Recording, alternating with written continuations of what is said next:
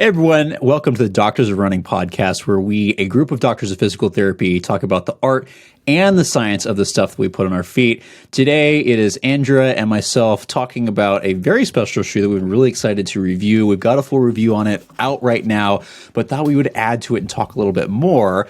That being the Nike Vaporfly Next Percent 3. And I understand they might be taking some of those words out, and now it's just Nike Vaporfly 3. Did I misunderstand that? Are we finally like shortening the names up of these shoes, or did I misunderstand that?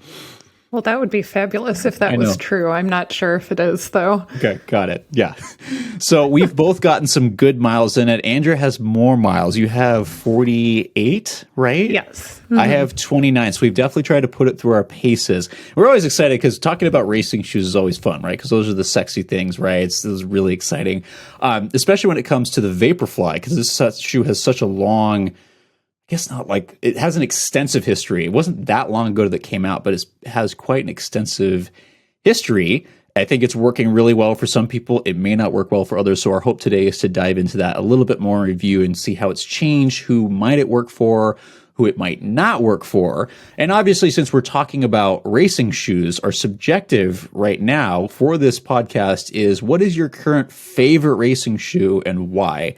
And Andrea, I'm going to turn that to you. What is your favorite racing shoe right now, and why is that? Unless it happens to be this one, then I guess we're going to find out why. Well, half of the answer is the Vaporfly 3, but the other half is the original Alphafly, which I've done my past 3 races in. We'll talk about this a little later, but I love the Alphafly for shorter distance races, and I'm really thinking the Vaporfly 3 is going to be my marathon racing shoe for grandmas in June. So kind of bucking the marketing trend of what Nike says the Alphafly and the Vaporfly are for, but that's just how I experience the shoes. How about you? I've enjoyed some of the time on the Vaporfly, and we'll talk about this. It's not quite stable enough. Most versions have not been quite stable enough in the heel or midfoot for me. My 2 surprising favorites right now are the Hoka Rocket X2, and I've done fairly well in that one, but I've just taken it for 5K. And of course, the Saucony Endorphin Elite has kind of been my go-to, although I haven't been able to race in it very often, and I've been saving it, but it's definitely been one of those fun shoes where I'm like, hey, if I'm ever going to do a half or marathon, that's probably what I'm going to throw on right now. So those would be that was supposed to be one shoe, but you gave 2 shoes, so I'm going to give 2 shoes as well. Yeah, it's really hard to just answer with one shoe. Right. They're all tools, right? Definitely. So what are the big updates that happened with the Nike Vaporfly 3? Well, we know that they gave a big upper update. So this is new fly knit material, whereas I've got the 2 and the 1 right here. So the original Next Percent had this engineered mesh that was really rigid. It didn't have any stretch at all. 2 had a little bit more breathable mesh, but still pretty firm, pretty low volume in the toe box. I found it a little bit uncomfortable on my forefoot. I think David mentioned that too about the 2. But the 3 for me is definitely the best fitting upper of the 3 Vaporflies. You can see the mesh actually has like a little bit of structure, so it kind of holds it above your foot. So when you put your foot in the shoe, it's not as much of a struggle as it is to put on the 1 or the 2. I was watching an interview that one of the Nike guys gave with Running Warehouse, and they said that one of the main reasons they changed the upper in the 3 is to make it drain water better. And that was definitely first informed by their experience with the shoe's performance in the 2018 Boston Marathon, which was a cold monsoon. That's probably when they actually started. For those who don't know, shoe development takes years. So if you see a shoe, it's probably been out. It's the team. It's probably started working on it 4 to 5 years ago. So that does not surprise me that 2018 was like, hey, yeah, we're going to work on this. And now 5 years later, it comes out. That is a very normal process that would inspire that. And I think it did a good job with that. So upper's different. The plate has remained the same. Apparently, they've redone some of the outsole, and we'll talk about that. Spec wise, it's dropped weight, so it's now 6.5 ounces for men's size 9, 5.6 ounces for women's size 8. It has a 38 millimeter heel stack height, 30 millimeter, heel stack height, 30 millimeter forefoot stack height, non-removable insole is always an 8 millimeter drop shoe, and it is still considered, I would say, still the OG super shoe, but is certainly, which is interesting, and we will talk a bit more about, you mentioned its use and how it's being purported. It's kind of Nike's everything racing shoe, whereas the Alphafly 2 is now really the marathon racing shoe. The Vaporfly 3 apparently is any distance. This is the shoe that they are suggesting, which great marketing. You want to use this for anything? Go for it. I just don't think I would use it for daily training, but we can talk about that. Agreed. Yeah. I think another thing to mention about the upper is they've changed the tongue a little bit. And some people, when they try it on, might be a little put off by how high the tongue extends on the medial part of the ankle.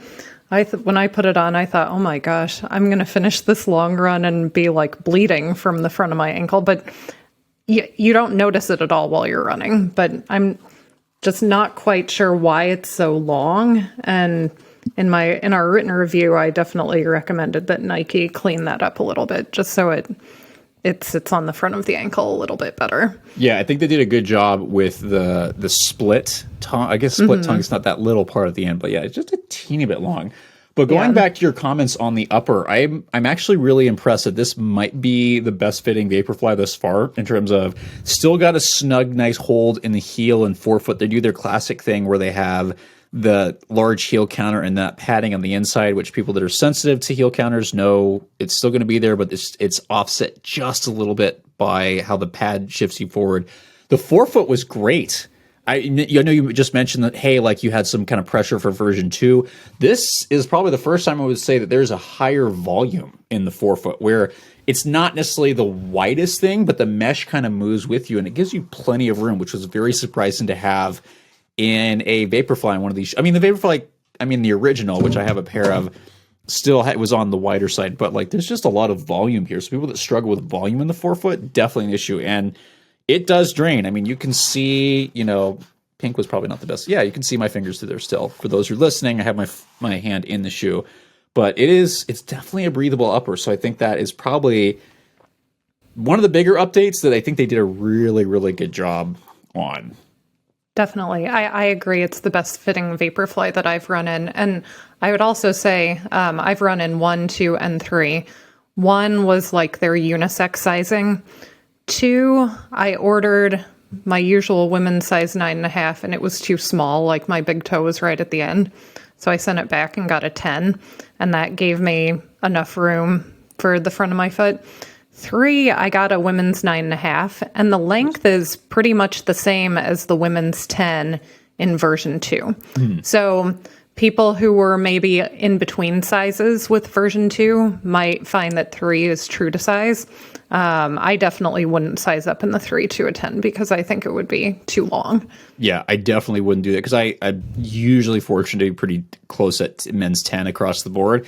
And I would not want to size up in this because that would definitely make it too long. So if you are true to size, stay true to size. If you're between sizes, you're probably going to want to stick with maybe the lower one just based on how much volume there is. But would hesitate that's what I would recommend. Hesitate to go up half a size. But yeah, that's on the fit. How'd you feel about the midsole and the sole? I feel like this is where, and I'll be honest, so I put out a sub 2 and people were like, oh, I'm hearing all kinds of different things. And it's great because our team actually had a similar experience. We had very different opinions on the midsole. So Andrew, what was your feelings on the changes that happened and what you felt about them? So I've done 3 runs in the Vaporfly so far, 2 12-mile runs with a bunch of like mile repeats at threshold and some hill sprints. And then yesterday I took it on a 20-mile long run where I did 6 by 2 miles at marathon pace. And I did my warm up and cool down in it. So all 20 miles. The first 2 runs, it felt firmer than any Vaporfly I've ever run in. I wrote in my written review online that the original Vaporfly, when you land on it, it had that like little bit of sinking feeling, and then you would get that like Yeah. You know, that familiar Zoom X bounce and the propulsion to push off. But 3 feels firmer. Like there's not that sinking. You still get that like super propulsive feeling. The best way that I can describe this version 3 shoe is it all feels like forward motion to me. There's like nothing wasted in this shoe. I will say that on my run yesterday, I finally noticed that the midsole felt like it was softening up a touch, but it's still nowhere close to what 1 or 2 feels like to me and what they felt like right out of the box. How about you? What did you find with that?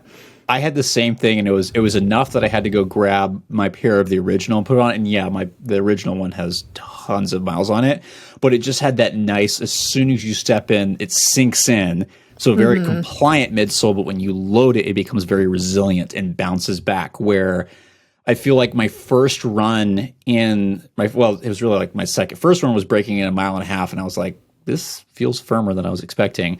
And then I raced the next day in the Rocket X2 and grabbed this for a fartlek right afterwards. And going from the Rocket X2, which is a firmer bounce, but the heel is very bouncy, to this was kind of weird because it didn't feel as soft initially. I was like expecting more of that Zoom X, and it's taken more miles for that feeling to come in. And I still would agree with you that it feels firmer. That's not necessarily a bad thing. It just feels more efficient, I think is the right term, because I put it on for the workout going, I know what Zoom X is supposed to feel like. I know how I'm gonna load it, and it was different. But then the more I've broken it in, the more it's kind of slowly gotten that way. I would say it's still a very resilient foam, meaning it's, bounces, gives you good amount of energy return. It's very efficient. I definitely run faster when I put this shoe on. But it's not it doesn't feel as compliant initially unless you land at the rear foot. Until it was like I was getting up a little bit on my toes. When I started loading the rear foot a little bit more, I got a little bit more of that. But the forefoot definitely felt a bit firmer, and I think the outsole has a little bit to do with that. But I'm not sure. It's not bad. It's not a bad feeling. It just feels a little bit firmer than what we've typically known from Vaporflies. Yeah, I agree. It's not a bad feeling at all. I love it. Yeah. It just, like you said, it's not as compliant as the previous versions. Yeah. And some people might feel differently, right? David was like, I think it was like, yeah, it feels the same. We have certain people feel the same. But for Andrea and I, we had the same experience. Yeah, not a bad thing, just a little bit firmer, which is interesting. So the plate is the same. Somebody correct me on this. I think the stack height is the same, correct? It is, yeah. Yeah, so, what do you think? But talking about the stack height, even though the stack height's the same, in the same interview with the Nike guy on Running Warehouse, he said that the change to the outsole allowed them to use 2 or 3 millimeters more foam as compared to version 2. So even though the overall stack is the same, there's actually more Zoom X in terms of stack compared to the other shoes. Got it. Compared to the outsole rubber they used in the forefoot on the previous versions. That's interesting. Because the other thing is really interesting. I know lots of high schoolers, lots of people love using Vaporflies for cross country, which I would never, ever use.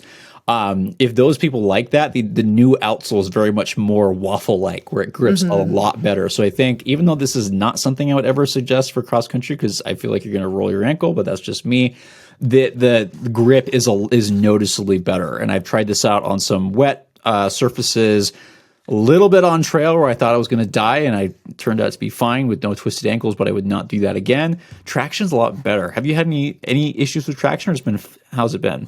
No, I have so much confidence in any Nike shoe in the rain, as opposed to other brands where I know if it's going to rain, I don't want to use them because I'm going to slip. Yeah. My first run in these, I got caught in a surprise rainstorm at the end of my workout, where it went from dry to like massive puddles very quickly, and I had no issues, and I was still doing my intervals when it started raining. So perfect upper for that. Oh, absolutely. Yeah. And when you're planning a racing shoe, particularly a marathon shoe, it's nice to know that you can use it in any condition. Like, there are other shoes that I would love to use in a marathon, but I know if it's going to rain, I'm not going to use it because of its poor traction. So that is one big plus about the outsole of not only this Vaporfly, but the Alpha Fly and previous Vaporflies is you know how it's going to handle in the rain. That's good.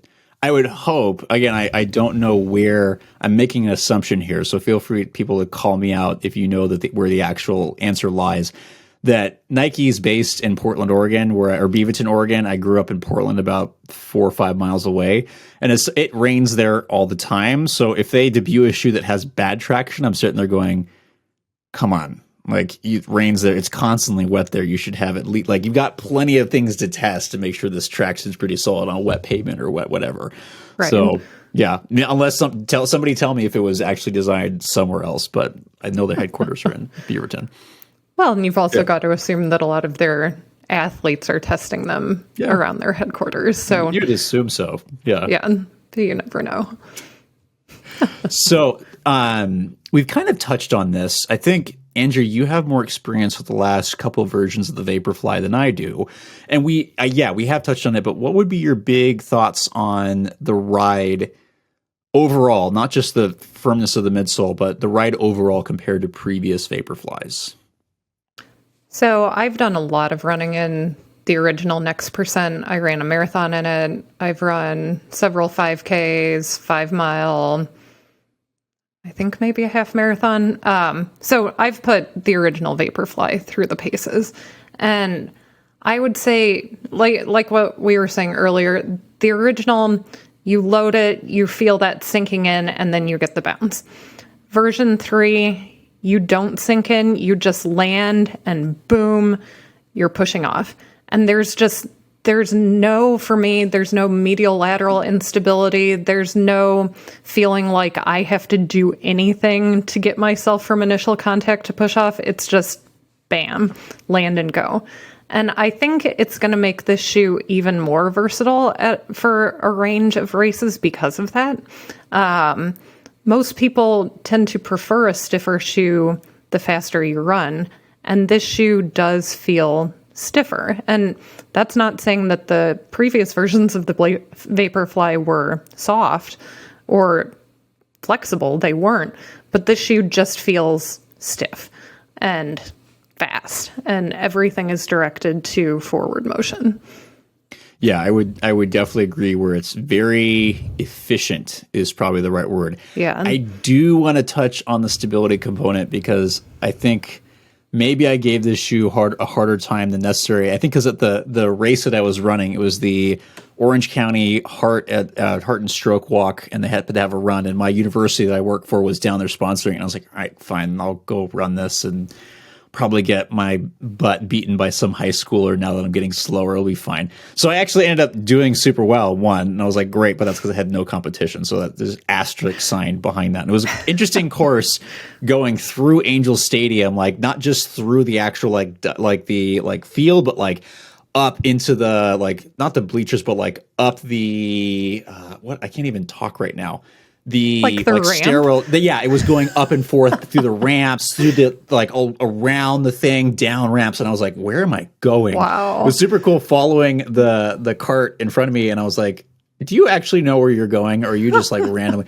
Then you pop out in the parking lot, then come back in and went through the field, and then you're doing boring loops of the parking lot. So it was actually it was a pretty interesting course. Is interesting. So that was in the Rocket X2, and so that's a very different shoe than this stability wise. So to come from that, which is just a little bit lower stack, approximately a little bit different setup in the heel, to the Vaporfly was a little bit of a whoa, this is kind of like this is just a different thing. So, and I think that contrast may have biased me a little bit.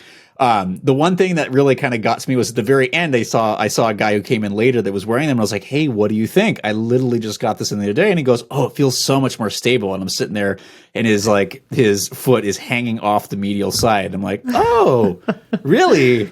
Stable, huh? And I was like, but everybody perceives that differently. And I will say there is a sidewall on the medial and lateral side that definitely feels more prominent. The arch definitely feels higher to me. And they did mention that the heel, I was kind of griping on this, but Andrea showed me, and we double checked this, that the midfoot and the heel are actually fairly similar in width to the previous version. So I can't give that a hard time. The forefoot definitely has been extended on that medial side to improve forefoot stability. So if you land further forward, you're going to like this. But I think if you're someone like myself that's more of a heel striker, tends to fatigue, if you need a little bit of stability at the rear foot and midfoot, there's probably not going to be enough of it. I will admit, just for some basic components, if the heel and the midfoot are the same width and they added a sidewall and they extended the forefoot, I guess technically this would be a little bit more stable from the last version. I will admit that out loud, but it is still not a stability shoe. Like, I've done half marathons in the original Next Percent, and one was a downhill course, one was a flat course, and I definitely fatigued on the downhill course. So if you need stability needs in the rear foot and midfoot, this is probably not going to be the best option.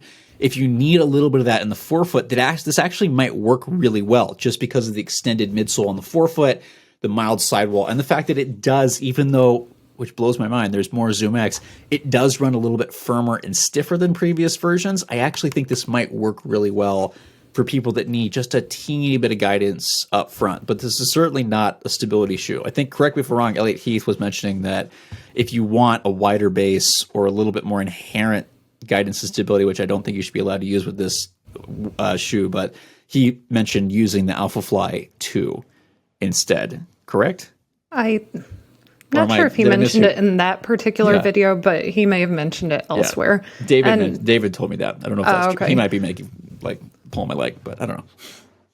My experience of the Alphafly is, one, I don't like the 2 at all, so I haven't done much running in it. The 1 is one of my favorite shoes, like I said, but I personally would not use the 1 for a marathon because it feels too propulsive for me. Like, I feel like I do better in it when I'm running faster.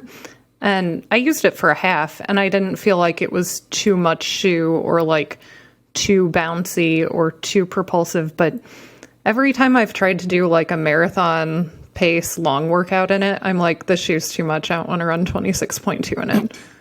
It's too much. So that gets to the next point, is what would you plan to use? So we talked about the Alpha. What would you plan to use the Vaporfly 3 for? Well, I may very well use it for Grandma's marathon next month. I've been trying to figure out which shoe I want to run this marathon in, and I have a pair of 2s that I haven't run in very much, and I thought maybe that would be it. But the upper update in the 3 is so nice. It fits so much better. It's more comfortable. Like I said, I did 20 in them yesterday. Nothing bothered me. My feet felt amazing.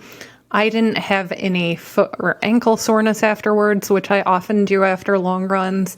Like, I ran 5 miles this morning, like just a super easy recovery run.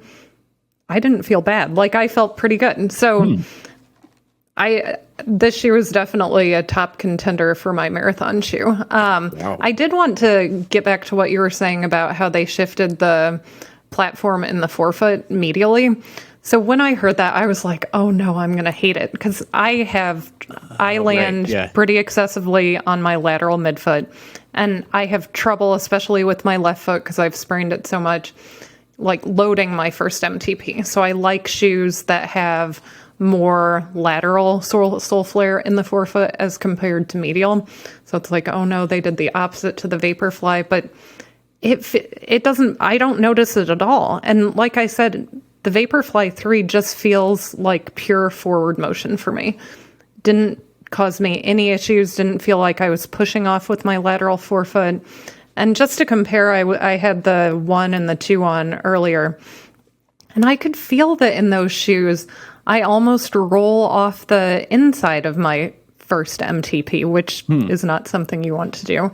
No. So even for people who have stability issues where they need help loading the medial aspect of their forefoot, the Vaporfly 3 might still work for you because it's working great for me so far.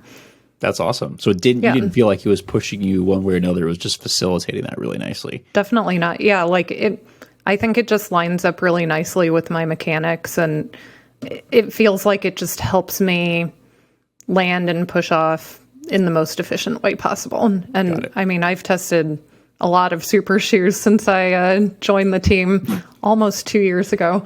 And this one feels the most natural to me, which is kind of crazy. That is kind of crazy. So you think, again, just to reiterate, you're planning on thinking about using, is there anybody else in contention for grandmas?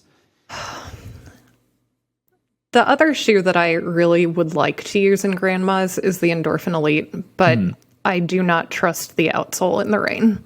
Yeah. And I don't want to put, all of my money in one pot there and have it be raining and then need to come up with a different shoe. Yeah, I love the Endorphin Elite, but I made the mistake of using it on a wet track, and that was a terrifying experience, and probably would not do that again. It's one of those shoes you got to have the right conditions for.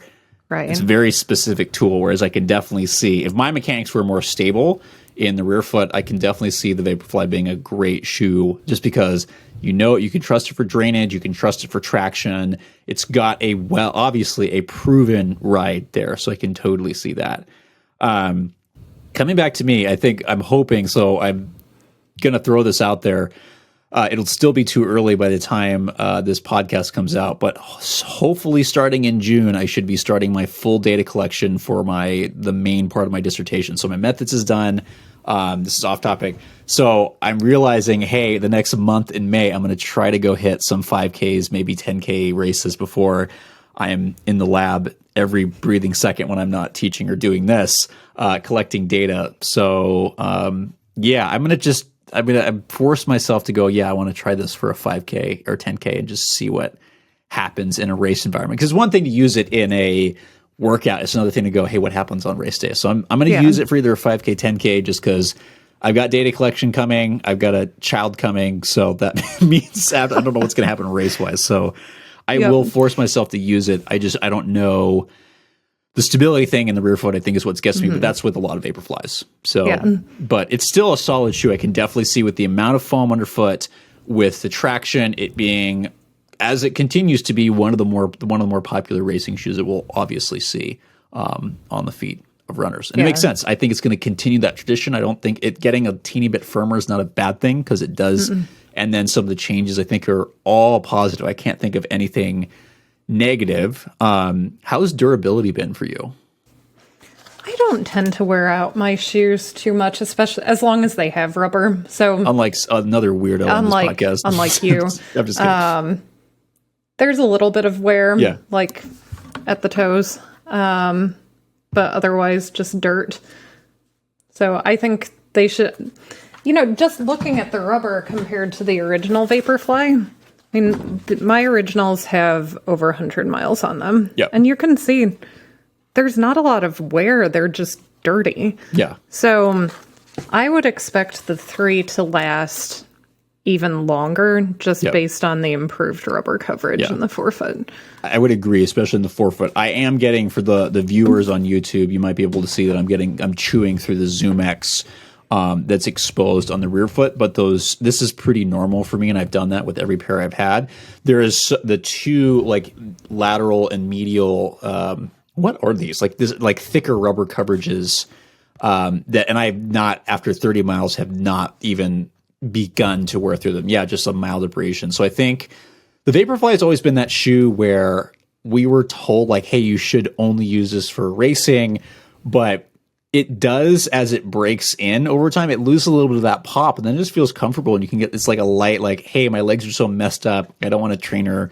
I probably shouldn't be training in this, but I'm going to use this for a short run. It works. The longevity of the Vaporflies is fairly good. Even that's coming from me, who's the destroyer. It's pretty good. So I would totally agree that I think it's going to last as long, especially with the forefoot coverage, as long, if not longer, than prior versions. So I think that should be fine. Not a ton of change in that aspect. Ready for some compares? Yeah, go for it. Yeah. Just to reiterate, Nike advertises the Vaporfly as their do-it-all super shoe, and I 100% agree. Yeah. I could, if I was going to race a road mile, I'd do it in the Vaporfly. Yeah, makes sense. I've used it for everything else, 5K, 10K, 8K, half, marathon. If you're just buying one super shoe, the Vaporfly is it. I can't think of another super shoe that I would confidently choose for every distance. Yeah. Can you? If not for the rear foot, I would definitely agree. In terms of its versatility in that way, I think the slight firmness actually makes that even better. Which, no offense to Nike, makes me kind of go like, what's the point of the Streak Fly? You know, I think personally, I mean, you have the Streak Fly, right? I do. And I'll tell you the one thing that I enjoy using it for is hill sprints. Hill strides. Yeah. Hill stuff. Yeah. But otherwise, it's too flexible. Yeah. Like, it's fine. It's really comfortable, but it's too flexible for most like, it's fine to use for anything, but it's not my top choice for anything except long hill repeats. Got it. Yeah. But as a super shoe, it is not that. It's not got the stack height, not got the plate. So I can definitely agree. I think it's something you can use for any distance as long as you know how to use this tool. It'll probably be fine. So we'll continue to see it in 1 mile races, marathon efforts. You might probably obviously see it in a couple ultra marathons, but it does have, I think, especially also now being at 6.5 ounces. Correct me if I'm wrong. I think that's the lightest super shoe on the market. Is that correct? I think so. Because it beats out the Puma Fast Forward, which is 6.6 ounces. It beats out the Adidas Takumi Sen 9, which I think is also 6.6 ounces, which I've seen a couple things. There was one place that said 6.3 ounces, one place that said 6.6, but that doesn't have the stack height and the play. I mean, it's got rods and some, but it's just not that maximal level. So I don't know if that totally counts. But 6.5 ounces for this tall of a stack height, this much foam, and a plate, I think it definitely took its place back in terms of that being that higher level thing. Now, fun part, so we've done some couple comparisons. Is there anything off the top of your head that you would compare this to in terms of other super shoes? That it feels like. Yeah. Ooh. I was struggling with this. So I can't really think of it. Just when you say Vaporfly, it's just that unique, right? There's not a lot of stuff out there that's similar, right? There's now the market's filled with super shoes. I think everyone has one. Does it necessarily fit the Vaporfly? My opinion, no. I think there's a couple shoes that, still no. I think everybody's doing things so differently. But let's say, so you mentioned one. How would you compare this to the Endorphin Elite? I would say the biggest difference between the two shoes is the difference in the toe spring. So I've got the Endorphin Elite here. Yeah. Endorphin Elite has a really severe toe spring, which I happen to like, which is, I love shoes that look like this. Yeah. Topos, this shoe, if it looks like this, I'm probably going to like running in it. Got it. So the feeling at push-off is very different in the Endorphin Elite as compared to the Vaporfly because of the steep toe spring. Yeah. It feels like the shoe just kind of disappears under your foot, particularly when you're running fast. Like the Vaporfly, like I said, I'd use it for any race distance. The Endorphin Elite, I probably would not use it for anything shorter than like a 10K. Yeah. Because I think the toe spring would feel strange at higher speeds. Yep. I would agree in terms of like the Endorphin Elite feels more similar to the Alphafly than it does to the Vaporfly, personally. Yes. Yeah, absolutely. Although comparing the Endorphin Elite to the Alphafly 1, based on where I land on the Alphafly 1, like the Alphafly 1, I land and it just gives me like this huge bounce because I'm landing like right behind the AirPods. I think that's why my opinion of the Alphafly is so different, just because I'm not landing where, a lot of people land in that shoe. The Alphafly feels more explosive than the Endorphin Elite, but the Endorphin Elite still has that highly cushioned feeling for midfoot landings. And then the toe spring of the Endorphin Elite kind of makes up for the lack of explosiveness compared to the AirPods of the Alphafly. Yeah. I would say probably being a rear foot striker, I tend to load the Endorphin Elite really well, whereas the Alphafly, to get to the forefoot and load those pods takes me more time. So I found the opposite, but I think it's where we land, where the HG foam is a little bit firmer. I can move really quick in that shoe, whereas the Outsole tends to feel a little bit slower for me personally. But they still, I think, both are longer distance kind of stuff. Whereas if you want to turn over quick, those would not be my first choices, as opposed to the Vaporfly, which seems to be able to do a little bit of both. Now, well, when you look at the forefoot of the Vaporfly, and this is the same with other Vaporflies, there's not a lot of toe spring in this shoe. It's, you've got a forefoot rocker that isn't particularly early. Right. There's some toe spring, but I mean, it's definitely not Endorphin Elite level toe spring. Yeah, it's not, the forefoot rocker isn't early, but it's also not late, which is interesting. Right. Yeah. Like it's kind of just moderate and there. Moderate. Yeah. And I think that feature is part of why the Vaporfly is more versatile at faster paces. Got it. Now, how would you compare this to something like the Endorphin Pro 3? Is there any more similarity between the Endorphin Pro 3 and the Vaporfly? So here's the Endorphin Pro 3. Another favorite of mine. Yeah, different laces. I didn't like the rope laces that came with this one. The Endorphin Pro 3 for me feels softer at initial contact, and the forefoot, and I'm not saying that the Endorphin Pro 3 feels unstable, but compared to the Vaporfly 3 feels less stable. Got it. It's funny. I have the opposite experience where I think it's because of the way the midfoot set up and the wider sole that the Endorphin Pro 3 feels really bouncy. Like the overall feel when I put that thing on, my pair has 100 miles on them, so they're a little more subdued now. But when I first put it on, I was like, whoa, this is really bouncy, and I'm kind of afraid to use this. So it's one of those shoes where I like really kept it for specific things, mostly because it would just ruin other shoes, which is exactly what the original Vaporfly did too. As I broke it in, I found that the sidewall and the rear foot and midfoot worked better for me in terms of that stability aspect, but I can definitely see the forefoot being a little bit different with how soft and bouncy that shoe is compared to the forefoot of the Vaporfly, where they've intentionally widened it in that way. The contrast and this a little bit firmer. I think I would definitely agree with you on the forefoot for sure.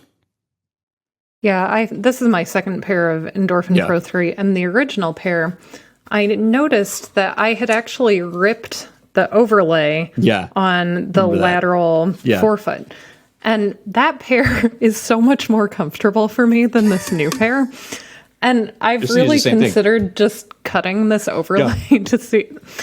But I think that the Endorphin Pro 3 doesn't work as well for my issue of having trouble loading my first MTP. Like, if I haven't kept up on my exercises, if I haven't kept up on using the Mobo board, I definitely feel like I'm more likely to push off at my lateral forefoot in the Endorphin Pro 3. Whereas the Vaporfly 3 just doesn't feel that way at all to me. It's probably the shape of the plate and then the foam feeling softer in the Endorphin Pro 3. So that's interesting. Now, I know you don't have...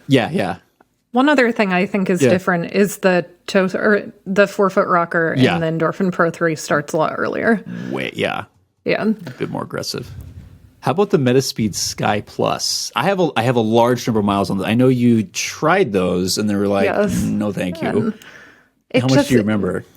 I loved that shoe, but it was too low volume in the toe box for me. So I was getting a ton of pressure on my toes. But I think if they did to that shoe what Nike did to the Vaporfly, where the upper kind of has more structure so it sits a little higher above your foot, I think the biomechanics of that shoe, or the geometry of the shoe, would work really nicely with my biomechanics, but I just couldn't take the low volume upper. Yeah, it was interesting. The Metaspeed Sky Plus was the shoe that I kind of first thought of with the Vaporfly in terms of the changes, because the original Metaspeed Sky was very bouncy and a bit of I really enjoyed that. Obviously, I was the psycho that took it on a trail race, and I really shouldn't have done that. I was fine. I actually injured my Achilles a day after the race because felt so good. I went and did hill repeats, which that was very me, but also one of the dumber things I've done. I was like, I was walking back. I'm like, I earned that. That was totally my fault. That was the dumbest thing I could do. It healed. I ran through it anyway. But yeah, just the new Metaspeed Sky Plus. It's a bit firmer. It didn't feel as bouncy as the original, but it's weird. And Dustin Joubert did some tested this and found that it was just as good, approximately, as the original. It just feels firmer. So that kind of made me think of the Vaporfly, but it's much lower volume. The heel is similar in terms of I found the heel and midfoot to be very unstable. I probably would still choose the Vaporfly over the Metaspeed Sky Plus, just because for me personally, I still feel like, and I've said this before, the Metaspeed Sky Plus, if you have issues going too far lateral, the amount of sole flare laterally is going to be a great shoe because it does push you in. There's a lot of medial bias, where the Vaporfly for me is just that heel's a little unstable, just both directions for me personally, and all of them. Metaspeed Sky is more medially biased, so I would personally pick the Vaporfly, but it still kind of reminded me of that shoe. Interesting. Yeah, because they're very different shoes. They're very different shoes, but that's kind of what it reminded me of a little bit. We already talked about the Outsole. How about let's throw on a really weird contrasting shoe, the SC Elite. Oh yeah. So for me, the SC Elite is the super shoe that I would actually take on a long, easy run. And I actually did that a few weeks ago. It's not so aggressive that it feels weird running slow in it. So if you have a long run where you've got some intervals, but a long warm up and cool down, it's comfortable. It doesn't hurt your feet. It doesn't feel weird running slow in it. Here's the SC Elite V3. Landings are definitely softer in the New Balance as compared to the Vaporfly. The toe spring in this shoe doesn't feel super aggressive either. And that's also part of why it feels good running at slower paces. The upper of the SC Elite is a little bit weird. I know a lot of people complain about where the laces sit in relation to the ankle. I didn't get a lot of irritation there. The main problem I had with the SC Elite was the insole came unglued during one of my workouts. Oh. And it creeped all the way up the back of the heel counter, and that was very uncomfortable. Oh, and you pulled the Kipchoge. Yeah. Right? Oh, did that happen to him? Yeah, this is long before the Outsole, but I think it was a pair of streaks that he had where the insole slipped and he kept running and it was you could see it hanging out the heel. It was from, I want to say 2004. Somebody correct me on this. It was 2014. This was long before Vaporfly stuff. But that was the famous incident. Oh, yeah. Well, so, that's probably a fluke thing, but I'm glad I wasn't using it in a race when that happened. No kidding. I went and got it glued back in and now it's fine. But as far as comparing the two shoes, they're more opposite than similar. Yeah. I would definitely It's almost agree. like comparing a trainer. Yeah. I would say the SC Elite, the upper is kind of problematic, and I had some slippage of the insole as well, but locking down the upper was really hard. And like the previous version, I found the sole, it's super bouncy. It just doesn't respond fast enough. So long runs are great, maybe some longer effort, some longer intervals, stuff like that. But racing, I personally wouldn't use it. I don't feel like it's aggressive enough and doesn't lock down enough. I can see it's one of those shoes where I think for a newer runner who's just getting into this stuff and goes, I want to try a super shoe, but I'm afraid of how aggressive they are. That would probably be the SC Elite would be one that this is a great safe option just to try. The Vaporfly is still your tried and true classic super shoe, but it can be a little bit more aggressive and you might want to have a bit more experience first before or something like that. But especially as a newer runner, the SC Elite is definitely more. People at New Balance are going to hate me if I call it tame, but it's more approachable. Approachable maybe is the better term for training and stuff like that, where it's just can do that better. I don't know. The other shoe I would compare it to that it's not similar to at all would be the Hoka Rocket X. And the only reason I'm doing that is because I did a race in the Rocket X and then put the Vaporfly 3 on right afterwards, and it was night and day. So first off, obviously the Rocket X2 is heavier. I found the heel to be, obviously heel and midfoot to be much more stable and works really well for mechanics. The Rocket X2 also feels super low drop. The 8mm drop is actually fairly noticeable and comfortable for me in the Vaporfly. The Rocket X2 is super low drop, and I know this is a marathon shoe. I would not use it for marathon. I personally would stick to like 5K to maybe half marathon. I don't think I have the calf strength to take this to a marathon, and kudos for those who do. Whereas, yeah, the Vaporfly does feel like a more versatile shoe. A little bit not so stable in the heel, but the cushioning, it feels like it could handle a little bit more. And it was easier for me to do easier efforts, not that you should do this, in the Vaporfly versus the Rocket X was like, oh, I want to go all the time, which is weird because the Vaporfly feels noticeably lighter, and the uppers are night and day. The Rocket X2 volume is super low. The volume in the Vaporfly feels much more comfortable in the forefoot. And I don't know if you ever had this, the Rocket X2 upper, like it gets, like when I run in it, like a hard workout, it's like the upper sweats and it's like this weird like material comes out, and I wipe it. It's like almost looks like soap. And I know it's not for my socks because I've also worn this sockless, which was not good. So it kind of like sweats. Maybe the shoe's alive. I don't know. Or there's something wrong with my feet. I have no idea. But it only happens in that shoe. So very interesting. Didn't know. What is the material? Is it like a mesh? It's just like, yeah, it's a light mesh. Yeah. I don't know. Somebody's going to comment like, that's a terrible pathology you need to get checked out for. Right. Yeah. You have a horrible foot skin condition, Matt. And Great. Awesome. I've never run in the Rocket X2. Yeah. I've yet to find a Hoka that the sidewalls don't bother my feet. Yeah. So someday, hopefully. Yeah. But for those listening, I did do, I forget where it was, a discussion on sidewalls and stability of what will work for people and what will not. And that's a great example of, I love sidewalls, but other people's sidewalls will just rip your skin apart or like bother your feet. And so it's really person dependent. So any other shoes you would compare the Nike Vaporfly 3 to? I think we've talked about the ones that it's most similar to. Yeah. Yeah. Yeah. One thing that I thought of, but I haven't put a ton of miles on this shoe, so I was hesitant to say it, but I think you could probably add more. The Mizuno Rebellion Pro.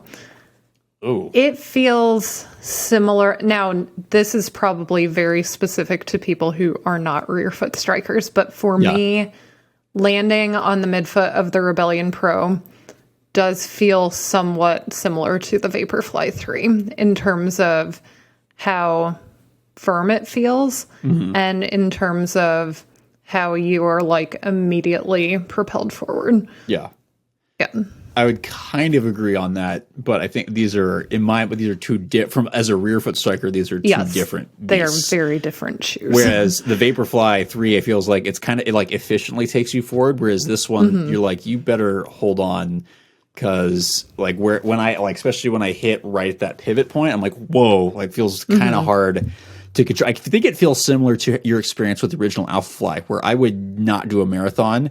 And I'm sure a lot of people would. I would not do a marathon in the Rebellion Pro because I would not be able to control it for that long. But for like 10K half, I could definitely see myself utilizing that. But the Vaporfly, I think, is a more versatile shoe where it would be able to handle a 5K and be controllable relatively for a marathon.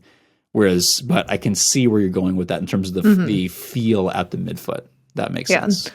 Yeah, I think, whenever you and I talk about shoes, we often have different experiences in them just because our landing mechanics are so different. But that's an important thing for our listeners to keep in mind, is that if one reviewer hates a shoe, that could be, well, of course it is. It's because of their personal running style, biomechanics, injury history.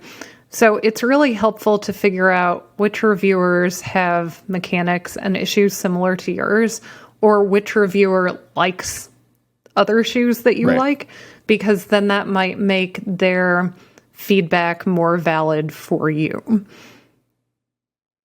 It makes me want to see if I can find you a pair of the Under Armour Velocity Elite, because I was not super impressed by that, but I feel like you might load that shoe better. So we'll have to see. Yeah, I'll try it. All right, let me keep looking. I'll look for if I can see what women's 9.5, right? Mm-hmm. Or men's size 8. Yes. Correct? Got it. Yeah. All right. Mm-hmm. I'll go to eBay and Poshmark, because I've been really lucky thus far, and see what I could do. Or, we could, if Under Armour, if you're listening, I'm sorry I fubbed up, right? That's a word. Messed up our last contact. So maybe if you want to reach out again, that'd be great. Sorry. I thought I was going to move to Portland closer, and so I hadn't finished my dissertation, or I hadn't started all the method stuff. So I was reached out to them going, hey, could I use your lab? I know you have a great lab. Could you possibly use that? And then ended up getting a teaching position here. And I was like, okay, I guess I should stay, and then totally dropped the ball on that. But totally off topic. Nobody needed to hear that. It's fine. Anyway, back to Vaporfly. Any final thoughts you would have as I keep going off topic on the Vaporfly 3? I would say if anyone out there has enjoyed running in the 1 and 2, you'll probably enjoy running in the 3. It's a great update. For me, it's the best one yet. Yeah, I would say definitely in terms of the upper for sure. The traction on the forefoot, definitely with the nubs, is much better, but it's always been fairly good. The slightly firmer thing does, I think, work. It will break in, so don't panic if you are like us and you try it and you're like, whoa, this doesn't feel the same.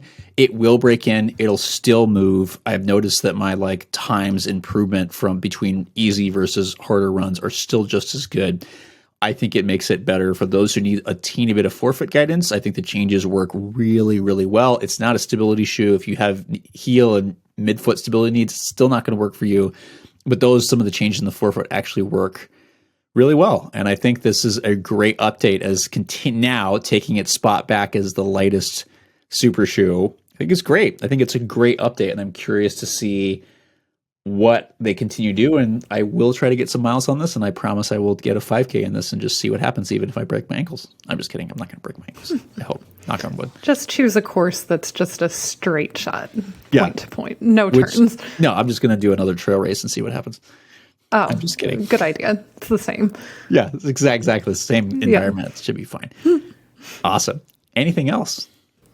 No, I think that's it. Thanks so much for joining me, Matt, and talking about our new racing shoe that we've been testing. Yeah, it's been fun. We've got a lot of stuff, and this is what's really, really fun is the beginning of the summer, usually things are just a bit quiet, but there are some cool shoes coming out. There's some very classic ones. There's some stuff from Adidas that we're really, really excited for. We haven't gotten yet, but we'll see what comes there. The summer, mid to late summer is when a lot of stuff drops. So stay tuned. We always are updating stuff. We've always got new podcasts coming out. We always have new shoe reviews coming out. And if we aren't getting seeded stuff, I promise I'm looking for it in various forms to get it to us.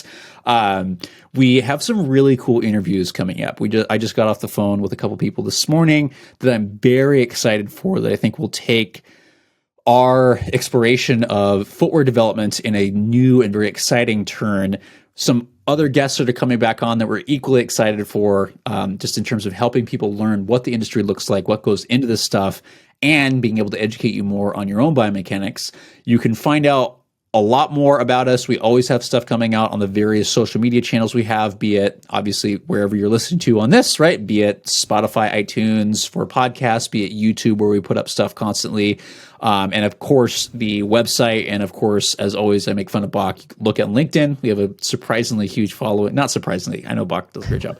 A large following on LinkedIn and any other platform you can think of. We're there. Feel free always to reach out, comment below. Think about that subjective, and we hope you have a great